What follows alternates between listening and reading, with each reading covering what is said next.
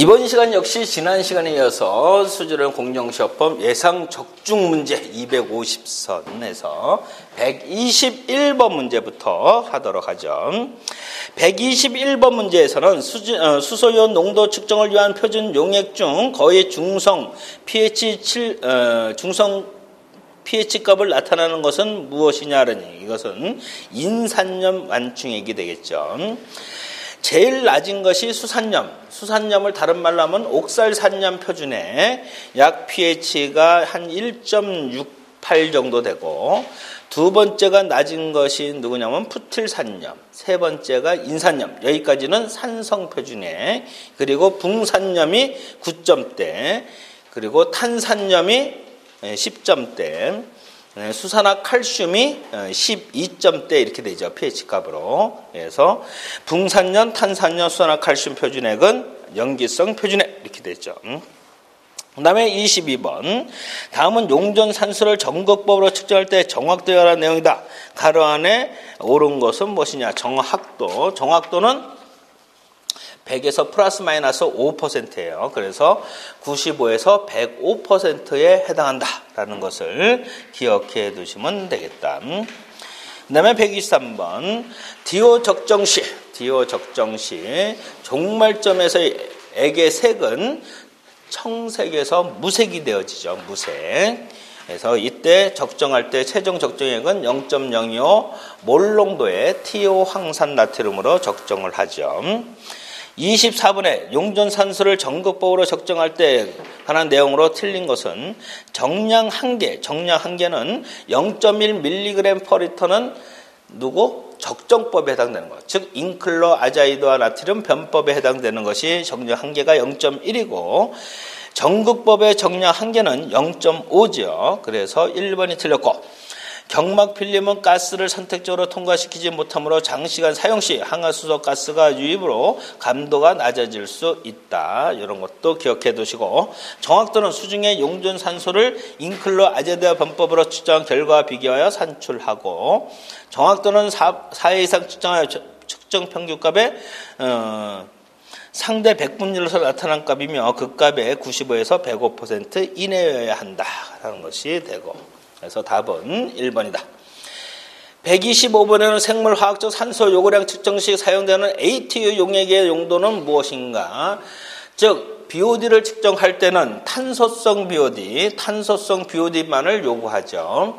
그랬을 때는 질소의 화합물에 의해서 질산화가 일어나는 것을 즉 억제를 해야 되는데, 이 질산화를 억제하기 위해서 사용되어지는 시약으로 ATU 용액하고 TCMP라는 용액이 있죠. 그 두 가지 이름만 기억해 두시면 된다. 이거는 질산화를 억제하는 시약이다. 126번 문제 마찬가지죠. ATU 용액하고 TCMP 용액은 무엇을 억제하는 용액이다? 질산화를 억제하는 것.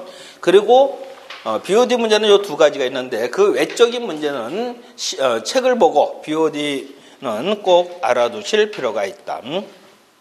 COD, 그 다음에 영양 염류까지 그렇다 그랬어요.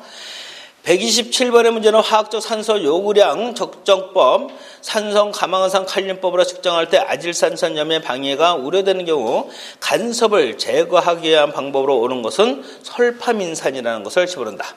아질산염 1mg에 대해서 설파민산 10mg을 주입하도록 되어져 있죠. 그래서 답은 4번. 128번. 색도 측정법에 관한 설명으로 옳지 않는 것은 아담스 니컬슨의 색도 공식을 근거로 하고 시료 중에 백금, 코발트의 표준물질과 아주 다른 색상의 폐화수에서도 적용할 수 있다. 비슷한 것이나 아주 다른 것이나 다 적용할 수 있다. 그래서 2번이 틀렸고, 색도의 측정은 시각적으로 눈에 보이는 색상에 관계없이 단순 색도차, 단일 색도차를 계산하고 시료 중에 부유물질이 존재하면 제거하여 실험을 한다. 29번. 색도 측정에 관한 설명 중 옳지 않는 것은 색도 측정은 시각적으로 눈에 보이는 색상에 관계없이 단순 색도차, 단일 색도차를 계산하고 백금, 코발트의 표준물질과 아주 다른 색상의 폐화수에서도 적용할 수 있다. 근본적인 간섭은 적용 파정에서 콜로이드 물질 및 부유물질 존재로 빛이 흡수 또는 분산되면서 일어날 수 있고, 아담스 니콜슨의 색도 공식을 근거로 하고 있다. 130번. 다음은 부유물질 측정 분석 절차에 관한 내용이다. 가로 안에 옳은 내용은 유리섬유 여과지를 여과장치에 부착하여 미리 정제소 20ml씩 2회 20ml씩 3회죠. 3회 흡입 여과에 씻은 다음 식이 접시 또는 알루미늄 호일 접시에 넣고 105도 시 110도씨에서 건조기에 넣고 몇 시간, 2시간을 건조시킨 다음 황산 데시게이터 내어 방치하여 냉각한 다음 항량으로 하여 무게를 정밀히 달아 여과장치에 부착시킨다. 해서 3회고 2시간. 그래서 답은 4번. 131번 부유물질 측정 시 건조시키는 온도는 105도 시 110도씨에서 2시간. 132번 부유물질 측정 시 간섭 물질에 관한 설명 중 가장 거리가 먼 것은 유지류 및 혼합되지 않는 유기물도 여과지에 남아 부유물질 측정값을 높게 할 수 있다. 맞냐? 맞다. 철도는 칼슘이 높은 실온은 금속의 침전물이 발생하며 부유물질 측정에 영향을 줄 수 있다. 나무조각, 큰 모래 입자 등과 같은 큰 입자들은 부유물질 측정에 방해를 주며 이 경우 직경이 2mm의 금속망에 먼저 통과시킨 후 분석을 실시한다. 맞냐? 맞다.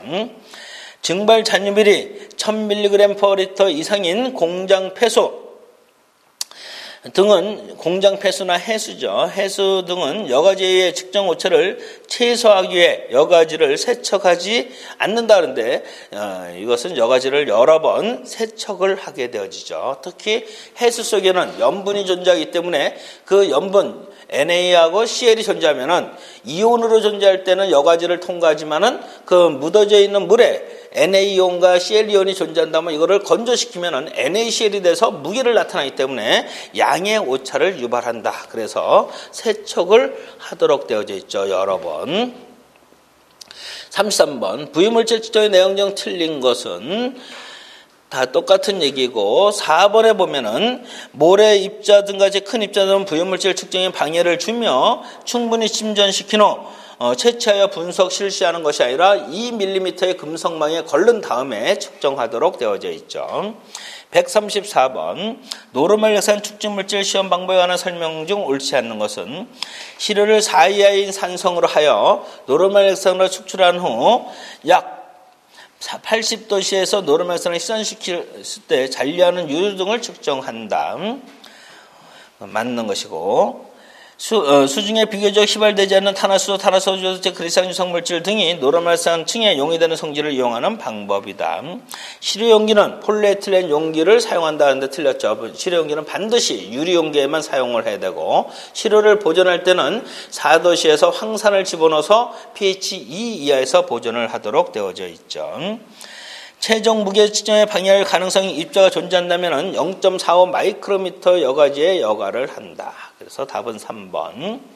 35번에 어떤 공장 폐수 중에 노르말산 축출 물질량을 측정하기 위하여 실험한 결과 다음 같은 얻었다.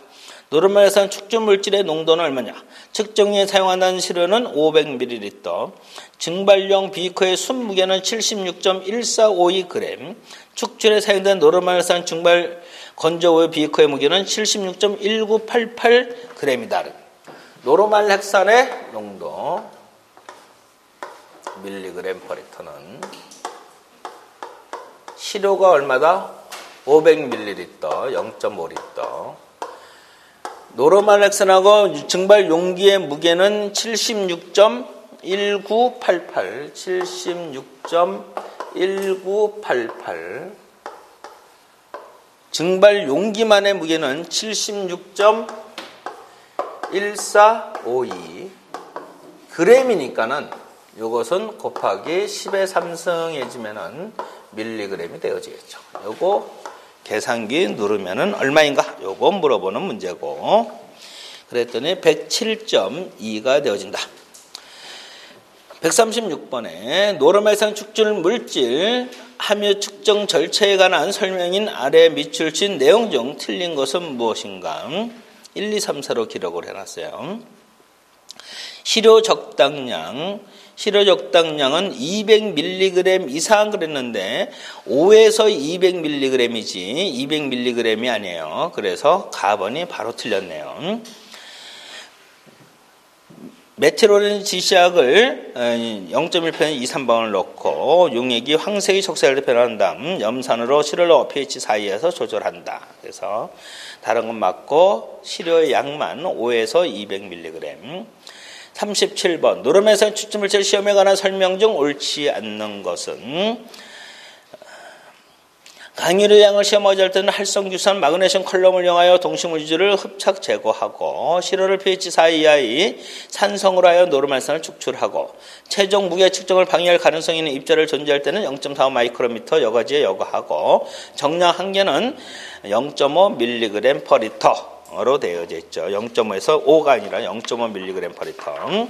그래서 4번이 틀렸고 38번에 노르말산 축출물질 측정의 개요에 관한 내용 중 옳지 않는 것은 통산 유분의 성분별 선택적 정량이 용이하다 그랬는데 그 하나의 분석 어떤 그 중에 여러 가지 중에 그걸 하나만 선택적으로 정량하기는 곤란하다 이렇게 되어져 있어요. 그래서 가번이 틀렸고 다른 것들은 맞으니까는 보도록 하시면 되고 39번에 노르말산 축출물질 시험에서 노르말산 축출을 위한 시료의 pH 기준은 4 이하.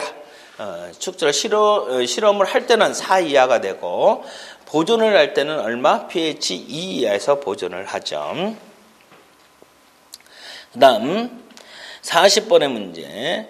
역시 염산 1+1로 산성할 때 넣어주는 지시약 메틸 오렌지였죠. 그리고 pH는 4 이하. 그래서 나번이 되어지고 41번 다음은 염소이온의 측정에 관한 설명이다. 가로 안에 알맞는 것은 질산은 적정법은 염소이온과 질산이온이 정량적으로 반응한 다음 과잉의 질산이온이 누구와 크롬산이온과 반응하여 크롬산은 침전이 나타난 점을 적정점의 종말점으로 하여 염소이온의 농도를 측정하는 방법이다. 그래서 답이 4번이다. 그래서 크롬산은의 침전이 나타난다. 그래서 적황색의 종말점이 생겨요. 142번 염소이온 적정법 측정할 때 종말점에 해당되는 것은 금방 얘기해서 적황색 그러면은 3번 엷은 적황색. 그래서 요구르트 색에서 조금 붉은빛이 떼요. 적정점에서는. 사실 질산은 염소이온과 질산은이 반응을 하면은 염화은이 생기는데 이 염화은은 무엇이 돼요? 백색의 침전물이야. 그러니까 백색이 지금 현재 쭉 생기는데 생기는 끝나는 지점을 측정해야 되는데 그 측정점을 정확히 모른다고. 그래서 크롬산은을 집어넣어요. 크롬산을 집어넣게 되면은 거기에서 이제 그 황색의 빛 누런색이 나요. 그러다가 반응이 끝나는 지점에서 적황색으로 이렇게 바뀌어. 그래서 누런색에서 이제 요구르트색에서 붉은색으로 딱 변할 때 아 여기가 적정점이구나 이렇게 찾게 되는 거예요. 실제로 실험을 해보면은.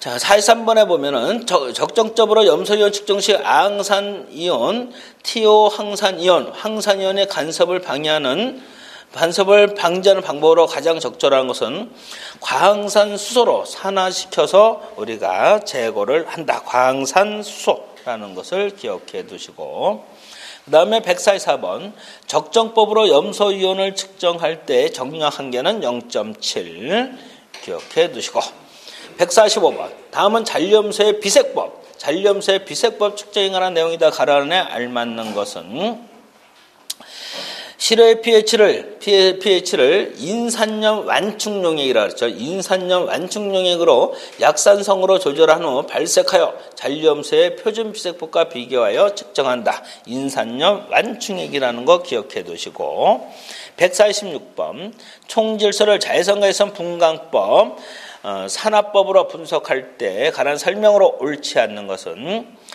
비교적 분해하기 어려운 유기물을 함유한 실에 적용하며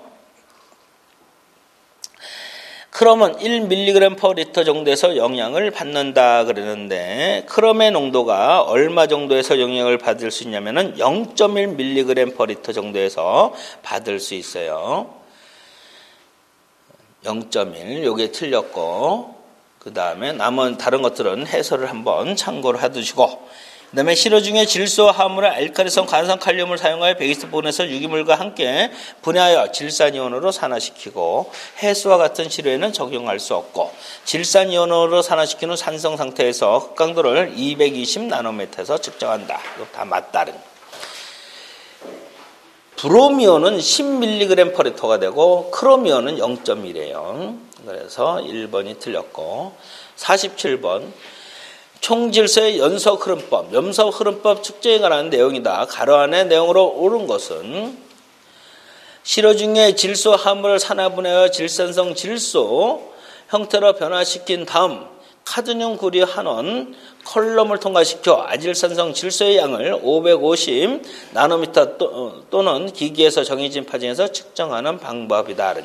여기에서 연속 흐름법에서는 카드뮴 구리 한원 컬럼이 이용되어진다라는 것을 기억해 두실 필요가 있다. 그 다음에 148번 총질소 시험 방법과 거리가 먼 것은 연속 흐름법으로 측정할 수 있고 자외선 분간법으로 측정은 할 수 있지만은 활성탄 흡착법으로는 측정할 수 없다. 이거는 질산성 질소의 측정법에 해당하는 것이죠. 그 다음에 자외선 분광법, 카드뮴 구리 한원법, 자외선 분광법, 한원 중력 킬달법 이렇게 되어 있죠. 활성탄 흡착법은 질산성 질소의 측정법에 해당하고 149번 질산성 질소 측정 방법과 거리가 먼 것은 이온 크로마토그래피법으로 측정할 수 있고 카드뮴 구리 한원법은 총질소였죠. 그렇기 때문에 2번이 아니고 자외선 분광법 부르심법으로 측정할 수 있고 대발다합금 한원 중류법으로 측정할 수 있다. 150번 질산성 질소의 측정 방법이 아닌 것은 이온 크로마토그래피법으로 측정할 수 있고 부르심법, 활성탄 흡착법, 대발다합금 한원 중류법은 총질소의 측정법에 해당했죠. 대발다합금 한원 중류법은 아니죠. 대발다합금 한원 중류법은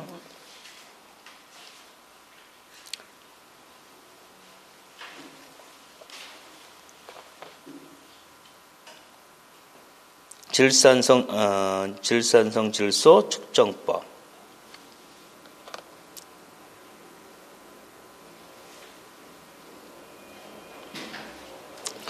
이게 말이 틀렸네, 그죠? 대발다합금 한원 중류법인데 여기서는 대발다합금 킬달법이라 그래서 틀린 거예요. 4번이. 대발다합금 한원 중류법은 대발다합금 한원 중류법은 질산성 질소 측정법이 되어져요. 그 다음에 킬달법, 그냥 한원 중류 킬달법, 대발다가 안 붙고 한원 중류 킬달법은 총질소 측정법이고 조금 이렇게 말을 두 개를 섞어가지고 헷갈리게 해놨는데 답은 4번이다. 대발다합금 킬달법이라는 것은 없다. 그 다음에 151번 자외선 분광법으로 질산성 질소를 측정할 때 정량 한계는 0.1, 부르심법은 0.1. 그 다음에 152번 다음은 인산염인 자외선 분광법 아스코르빈산 한원법으로 측정에 관한 내용이다. 가로 안에 알맞는 내용은 물속에 존재하는 인산염인을 측정하기 위하여 몰리브덴산 암모늄과 반응하여 생성되는 몰리브덴산 암모늄을 아스코르빈산으로 환원하여 생성된 몰리브덴의 청의 흑강도를 880, 아스코르빈산은 880이고 예전 이름으로서는 염화제일수석 또는 이염화주석이라고 이제 이름이 바뀌었죠. 이염화주석으로 시험하는 방법은 690 나노미터죠. 아스코르빈산은 880이다. 153번 인산염인의 정렬을 하기 위해 적용 가능한 시험 방법과 거리가 먼 것은 자외선 분광법, 이염화주석 한원법 또는 제일염화주석 한원법이라고 그랬죠. 자외선 분광법, 아스코르빈산 한원법도 있고 이온 크로마토그래피법으로 측정할 수 있고 이온 전극법으로는 측정할 수 없다. 이렇게 되죠. 그 다음 154번에 인산염 인 측정을 가능한 시험 방법과 거리가 먼 것은 3번에 보면 자외선가에서 분급한 부르심법은 질산성 질소였죠. 155번에 다음은 인산염인 시험 방법 중 자외선가에선 분간법 이어마 주석 환원법에 관한 내용이다. 가로 안에 내용으로 옳은 내용은 시료 중에 인산염인 몰리브덴산 암모늄과 반응하여 생성된 몰리브덴산 암모늄을 이어마 주석으로 환원하여 생성된 몰리브덴의 청색의 흑강도를 690 나노미터에서 측정을 한다. 그래서 4번. 56번 인산염 측정하기 위해 적용 가능한 시험 방법과 거리가 먼 것은 이온 크로마토그래법이 있고 그 다음에 자외선가에선 분광과 카드뮴 구리 환원법은 요거는 질소의 측정법에 해당되는 것이죠. 그래서 2번이 틀렸고 그 다음에 157번 다음은 자외선가에선 분광법에 의한 페놀류 측정한 것이다. 가로원에 알맞는 것은 이것은 4아미노 안티피린법이라고도 하죠. 중년 시료에 염화 암모늄 완충액을 넣어 pH 10에서 10으로 조절한 다음 4아미노 안티피린과 헥사시아나 이철산칼륨을 넣어 생성된 붉은색의 안티피린 색소의 흑강도를 측정하는 방법이다. 그래서 4번이 맞고 58번에 페놀류도 시료를 보존할 때 유리용기에만 시료를 보존하죠. 인산을 집어넣어서 pH 4 이하에서 보존하는 물질. 페놀류의 자외선가에선 분광법으로 측정 방법이다. 가란에 오르는 것은 시료에 염암모늄 완충액을 넣어 pH 10으로 조절한 다음 4아미노 안티피린과 헥사시아나철 산칼륨이라 그랬죠. 넣어 생성된 붉은색의 안티피린 색소의 흑강도를 측정을 한다. 그래서 3번.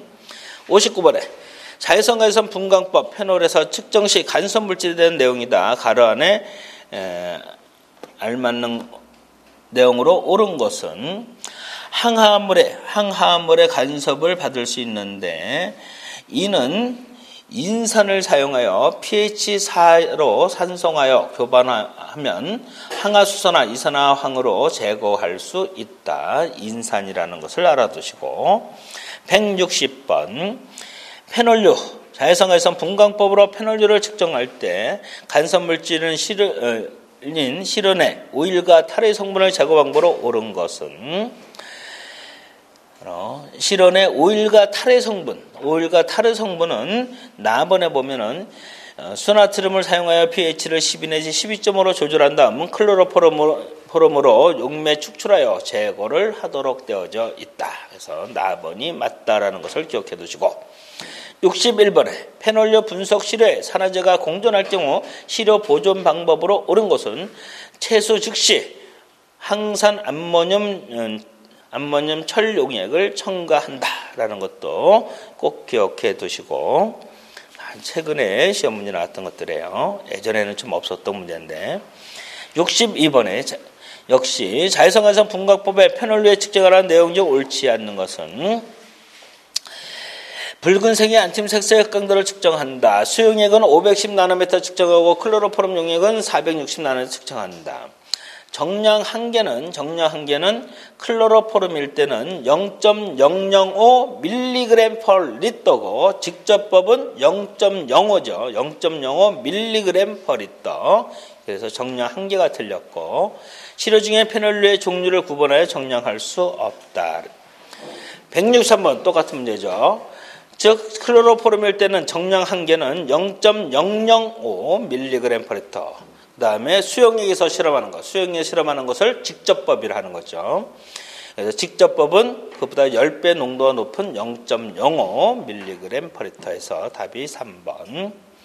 164번. 수질오염 공정시험법상 시안을 정량하기 위한 적용 가능한 시험 방법과 거리가 먼 것은 시안은 자외선가에선 분광법 일명 피리딘피라졸론법이라고도 얘기하고 그 다음에 이온 전극법으로 측정할 수 있고 그 다음에 연속 흐름법으로 측정할 수 있죠. 이 세 가지. 그래서 이온 크로마토그래법으로는 측정할 수 없다. 65번에 다음은 시안 자외선가에선 분각법 측정에 관한 내용이다. 가로 안의 내용으로 옳은 것은 물속에 존재하는 시안을 측정하기 위하여 시료를 pH 이하인 산성으로 가열 증류하여 시안화물 및 시안착화물 대부분의 시안화수소로 유출시켜 포집한 다음 포집된 시안이온을 중하고 클로라민 T를 넣어 생성된 염화시안이 피리딘피라 졸론 등의 발색 시약과 반응하여 나타나는 청색을 620나노미터에서 측정한다. 클로라민 T라는 것을 기억해 두시고, 시안은 실험을 할 때는 시료를 pH 2 이하에서 실험을 하지만은 시료를 보존할 때는 NaOH를 집어넣어서 pH 12 이상에서 보존을 하는 거죠. 보존할 때는. 그다음에 166번 파장은 얼마냐? 시안은 620나노미터. 67번에 시안의 설명 중 틀린 것은 각 시안화물의 종류를 구분하여 정량할 수는 없다. 맞고, 항화물에 함유된 시료는 아세트산 나트륨 용액을 넣어 제거한다 그랬는데 아세트산 아연이죠. 아세트산 아연, 이건 시험 문제 워낙 옛날부터도 많이 나왔던 거예요. 아연 용액을 넣어 제거한다. 시료에 다량의 유지류를 포함한 경우 노르말산 또는 클로로폼으로 축출하여 제거하고, 정량한계는 0.01mg/리터. 68번 시안의 자외선가에서 분각법을 측정할 때 정량한계는 0.01이라고 얘기했었고, 69번 시안화물 측정에 방해되는 물질을 제거 방법으로 거리가 먼 것은 시료에 함유되는 항화물은 아세트산 아연을 용액으로 제거한다. 시료에 다량의 아질산이온을 L-아스코르빈산 용액을 넣어 제거를 한다 그랬는데 여기 틀렸죠. 다량의 염소이온이 잔류염소가 존재했을 때 L-아스코르빈산 또는 아비산 나트륨을 이용해서 제거를 하는 것이고, 그래서 2번이 틀렸고, 3번에 보면 시료에 함유된 잔류염소는 아비산 나트륨 용액으로 넣어서 제거한다. 또는 잔류염소는 L-아스코르빈산 용액으로 제거할 수도 있고, 그 다음에 시료에 다량으로 함유된 유지류는 pH 6-7을 추출한 노르말산 또는 클로로폼 넣어 분리 제거한다. 맞죠. 그 다음에 170번의 문제는 시안 분석을 위하여 시료 채취한 시료 보존 방법에 관한 내용 중 옳지 않는 것은 시료 보존은 조금 전에 얘기했듯이 NaOH로 pH 12 이상에서 여기 보존한다 그랬죠. 근데 시료 분석용 시료의 잔류염소가 공존할 때는 1리터당 아스코르빈산 1g을 첨가한다. 이것도 맞고, 시안 분석용 시료의 산화제가 공존할 때는 시안을 파괴할 수 있으므로 채수 시 항산 암모늄 철 시료 1리터당 0.6g을 첨가한다. 그랬는데 이때 항산 암모늄 철이 아니라 이산화비소산 나트륨 또는 TO 항산 나트륨이죠.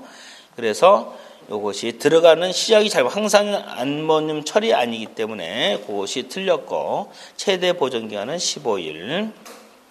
그다음에 171번 이온 전극법, 시안을 측정할 때 이온 전극법일 때는 정량 한계는 0.1 또는 0.10 이렇게 얘기할 수 있죠. 그래서 답은 3번. 그 다음에 72번. 172번의 문제를 보면은 연석 흐름법으로 시안 측정 시 사용되는 흐름 주입 분석기에 관한 설명으로 옳지 않는 것은 연석 흐름 분석기의 일종이다. 다수의 시료를 연속적으로 자동 분석하기 위해 사용된다. 기본적인 본체의 구성은 분할 흐름 분석기와 같으나 용액의 흐름 사이에 공기방울을 주입하지 않는 것이 차이점이다. 시료의 연속 흐름에 따라 상호 오염이 미연에 방지할 수 있다 그랬는데 이게 틀렸어요. 여기 흐름 분석기에서 연속 흐름에 따른 상호 오염의 우려가 있기 때문에 분석 시간이 빠르고 기기장치가 단순화되는 것이 장점이다, 이런 기준들도 있는데 미연에 방지할 수 있는 것이 아니다라는 거. 그래서 4번이 틀렸다. 그 다음에 173번의 문제는 시안의 농도를 2.6mg/L로 만들려면은 1000리터의 NaCn을 몇 g을 용해시키면 되겠는가? 문제도 아니죠, 그죠? 시안의 농도를 2.6mg/L로 만들려면은 1000리터 속에 몇 g을 주입하면 되겠는가? 알파 그램. 그러면은 이게 NaCn이죠. 두 가지 방법으로 풀 수 있는데 후자 쪽으로 풀었네.